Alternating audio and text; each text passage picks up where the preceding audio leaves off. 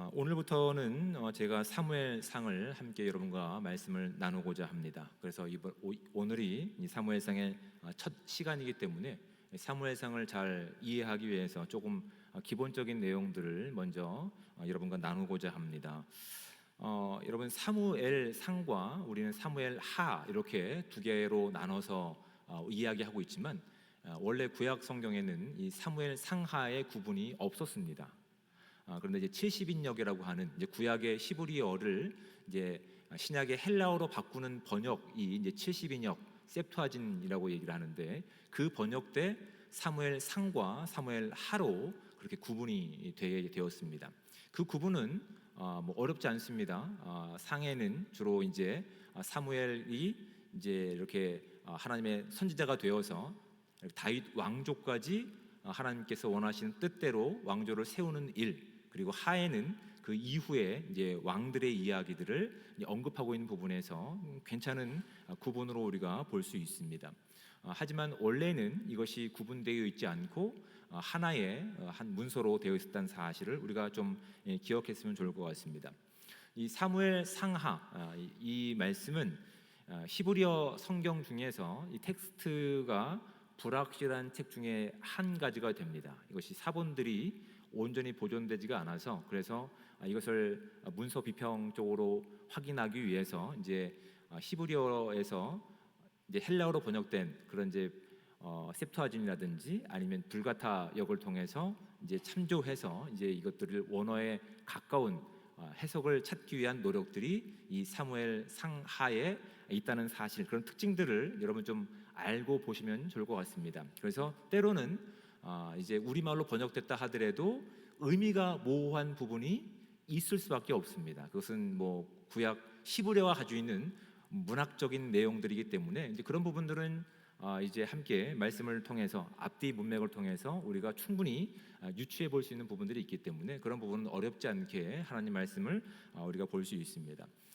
시대적 배경으로 본다면 이제 사무엘 상하의 내용은 우리가 이제 쉽게 구분상 어떤 시대로 하냐면 왕정 시대로 이야기합니다. 그렇죠? 이제 성경의 역사의 기록 가운데서 창세기에는 이제 족장들 시대라고 얘기를 합니다. 그리고 이제 포로기를 거쳐서 이제 민족이 되어서 출애굽한 이후에 이제 가나안 땅에 들어갔을 때는 이제 지파별로 이렇게 구분이 되죠. 그때 시대적 상황은 이제 사사기가 그때에 해당됩니다. 사사기와 그다음에 이제 이어지는 내용이 바로 이제 여호수아 이후에 이제 왕정 시대로 넘어가는 이 중간기가 이제 사무엘상의 주요한 내용들입니다. 그러니까 이제 사사라고 하는 말의 개념은 심판관들입니다. 그러니까 하나님의 말씀을 따라서 하나님의 의를 이렇게 전하고 그다음에 그 의를 이 땅에 선포해야 될 거룩한 사명이 이스라엘 민족 가운데 있었습니다. 그 이스라엘을 바른 길로 인도할 사람들이 하나님이 세우신 사사였습니다. 근데 이 사사들이 하나님께서 특별히 그들이 완벽하거나 아니면 그들이 특별해서 그들을 세우시지 않았습니다. 그러니까 쉽게 얘기해서 이렇게 이야기할 수 있습니다. 하나님께서 세우실 만한 사람이 오죽 없었으면 그들을 통해서 하나님의 일을 이 땅 가운데 드러내셨을까라고 하는 것이 사사기의 아주 중요한 내용입니다. 사사기를 우리가 한 문장으로 정리하면 어떻게 정리합니까? 그때에 왕이 없었더니 사람들이 자기 소견에 옳은 대로 행하였더라라고 되어 있습니다. 하나님께서 이 땅 가운데 하나님의 의와 하나님의 공의를 드러내시기 위해서 이스라엘 민족들을 세우셨음에도 불구하고 그들이 하나님의 공의와 정의를 따라 사는 것이 아니라 자신들의 만족과 이익을 위해서 당장 앞에 놓여 있는 어떠한 내용들을 통해서 그들이 하나님의 의를 사는 것이 아니라 자기 소견에 옳은 대로 살아갔던 시대가 사사 시대였습니다. 그리고 사무엘상의 마지막 사사가 누가 드러납니까? 사무엘이 마지막 사사였습니다. 마지막 사무엘이 사사였을 뿐만 아니라 이 사무엘은 이후에 이제 선지자가 되어서 하나님의 말씀을 선포하는 일 가운데 사용되는 그런 이제 역할을 이제 감당하게 되는 것이죠. 그런 기본적인 내용을 가지고 이해를 하셔야 하나님께서 그럼에도 불구하고 그들을 통해서 하나님의 의를 이 땅에 드러내고 계시는구나를 우리가 확인하게 되는 겁니다.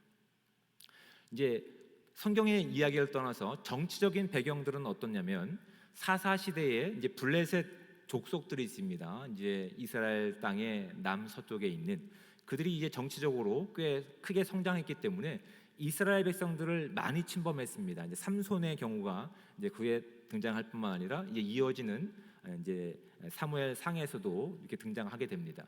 그들을 견제할 만한 이스라엘 백성들이 방법을 찾다 보니, 그러니까 이제 하나의 완성된, 하나의 집권된, 하나의 통일된 왕권의 힘을 가지고 대처하면 빨리 대응할 수 있었겠지만, 각 지파별로 자신들에게 분배된 땅에서 살다가 전쟁이 나면 전쟁령을 동원해서 대응하려고 하니 이게 올바른 방법일까요? 우리가 볼 땐 올바른 반응이 아니었던 것이죠. 효과적으로 블레셋의 어떤 침략과 그 공격에 대응하기 위해서 그들이 선택한 방법은 중앙 집권 정치를 통해서 한 목소리를 가지고 빨리 대응하기를 원했습니다. 근데 여러분, 이건 표면적으로 드러나고 있는 정치적인 배경이지 사실 이스라엘에는 왕이 있었을까요? 없었을까요? 되게 어려운 질문을 드렸군요. 둘 중에 하나입니다. 있었다? 없었다? 있었습니다. 하나님만이 이스라엘의 유일한 왕이었습니다. 그 공의와 정의를 이제 기준 삼아서 이 땅에 살아내야 될 백성으로 이스라엘 민족들을 세운 것이고, 그 다음에 그들을 바른 길로 인도할 사람들이 사사였다고요. 그래서 사실은 이스라엘 민족에게는 왕이 필요 없습니다.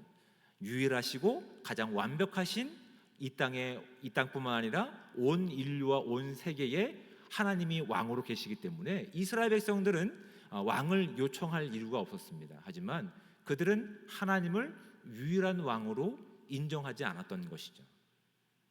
하나님을 왕으로 섬기는 것보단 세상의 흐름 가운데서 그들이 가지고 있는 정치적인 내용들, 또한 그들이 힘을 발휘하는 그 내용들이 더 마음에 쓸렸기 때문에 그들의 방식을 따라서 우리에게도 왕을 세워달라라고 이제 사무엘에게 요청하였고, 사무엘은 분명히 봤을 때 아니 우리에게 있어서 왕은 하나님 한 분뿐이십니다를 얘기했지만 하나님께서는 그들의 요청을 그렇게 수락해 주신 겁니다. 나중에 다룰 부분에 나오는 부분들인데, 그래서 세워진 왕들의 모습을 통해서 무엇을 바라보게 되면 이 땅에 세워진 왕들은 오히려 백성들을 고역시키고 어렵게 하고 착취하는 일을 할 뿐 정말 왕이신 하나님의 그 역할을 감당할 수 없다는 사실을 알게 하십니다.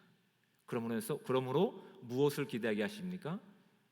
유일하신 이 땅의 왕 하나님, 그가 보내신 예수 그리스도가 이 땅의 진정한 왕임을 모든 사람들로 하여금 기대하게 할 목적이 이 사무엘 상하에 담겨 있는 기본적인 내용들입니다.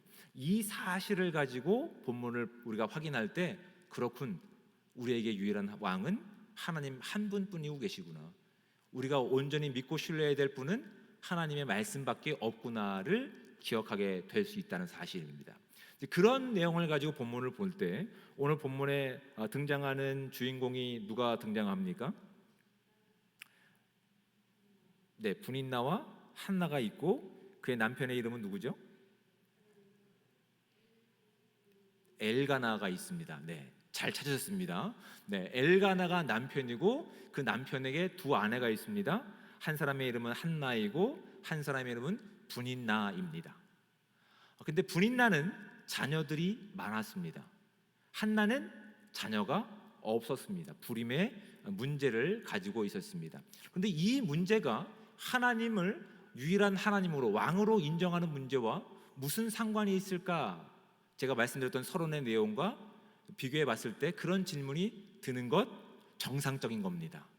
그런 질문을 하셨던 여러분에게 하나님의 은혜가 함께 하시기를 주님의 축복을 드립니다. 그런 질문을 가지고 성경을 우리가 묵상하셔야 됩니다. 엄밀히 말해서 하나님의 거룩한 의와 그 뜻을 정확하게 알지 못하는 것 같은 인물들을 통해서 하나님은 이 사무엘 상을 시작하십니다. 그런데 그들에게 그들에게는 문제가 있었다고요. 한나에게는 불임의 문제를 가지고 있었습니다. 그 불임의 문제 때문에 경쟁자인 분인나는 한나를 학대했습니다. 오늘말로 갈궜습니다. 그 갈굼의 시간이 지속될 뿐만 아니라 너무 길었습니다. 그래서 충분히 자포자기할 만한도 한데 감사하게도 한나는 그 어려운 문제를 어떻게 합니까? 그 문제를 하나님께 꺼내놓는데 마다하지 않습니다. 하나님께 꺼내놓는 그 여인의 모습을 통해서 하나님은 그 기도하는 여인을 통해서 그의 문제인 태의 문제, 그건 하나님만이 하실 수 있는 그 문제를 열어내시면서 더 이상 아무 희망도 없어 보이는 이스라엘 민족 가운데 하나님은 또 다른 새로운 시작을 그의 기도하는 시간 가운데 이뤄내시는 것이 이제 사무엘상을 시작하시는 하나님의 놀라운 주권의 손길입니다. 여러분 말씀드렸습니다. 이제 사무엘상 왕정 시대로 가기 전에 지금은 과도기 시간입니다. 사사의 마지막 시간이라고요. 그렇죠? 사사들의 마지막 시간인데 그때 하나님의 말씀을 가지고 온전히 제사해야 되는 제사장은 있었습니다. 누구에 있었죠? 엘리라고 하는 제사장이 있었고 그의 아들 2명이 대제사장으로 좀 섬기고 있을 때였다고요. 그러니까 하나님을 왕으로, 하나님을 유일한 구원자로 믿고 인정하고 그것을 온전히 살아내기 위해서 제사장의 역할을 감당해야 될 그들인데 지금 성경에 나와 있는 그들의 모습은 어땠습니까? 제사장의 올바른 직무를 하지 않았습니다. 엘리는 뚱뚱한 나머지 비대하게 그 일들을 감당하지 않았습니다.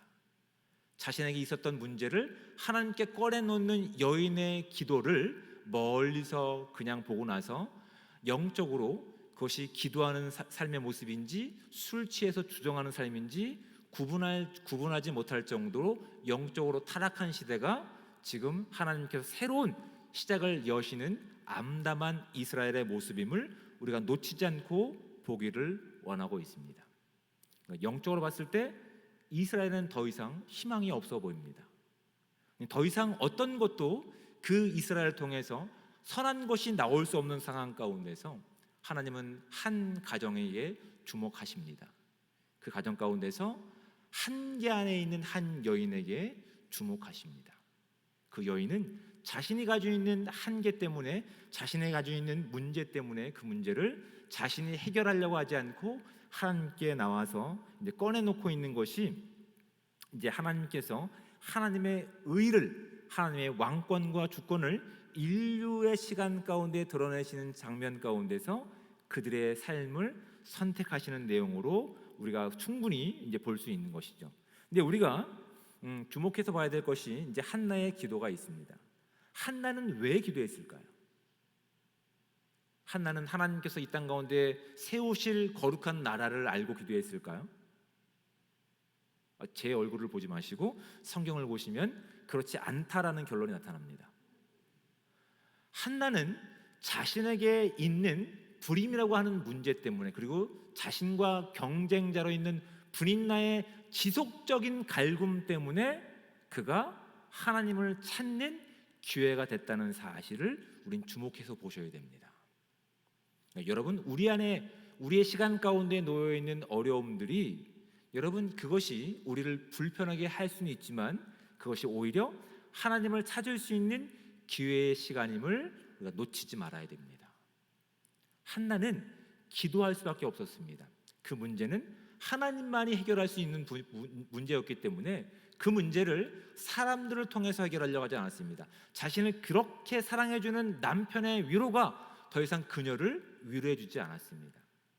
오히려 그녀는 자신과 경쟁자로 있었던 분인나의 지속적인 갈굼 때문에 기도의 자리에 나갔다는 사실을 우리가 집중해서 살펴보셔야 됩니다.